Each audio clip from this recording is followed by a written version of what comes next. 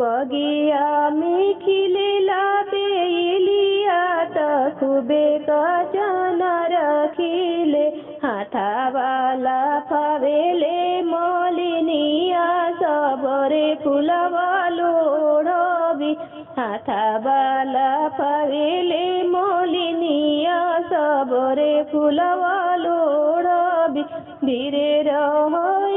मालिन धीरे रहो अबरू सबुरे रह जब फुलवा हुए कचनार तबरे फुलवा लोढ़िहन जब फुलवा हुए कचनार तबरे फुलवा लोढ़िहन चौका पो बैठेले सुंदर दुल्हा बरू सुंदर सुभावा हाथावाला फावेला दुल्हा तयब हम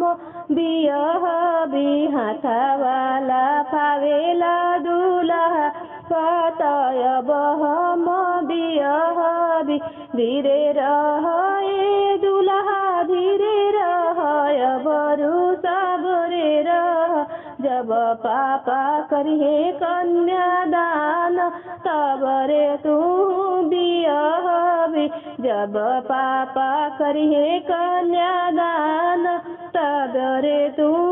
बियहबी एक ओरिया बैठेले नैहर लोग एक ओरिया ससुर लोग बिचावा में बैठेले सुंदर दुल्हा अब हम बियहबी बिचावा में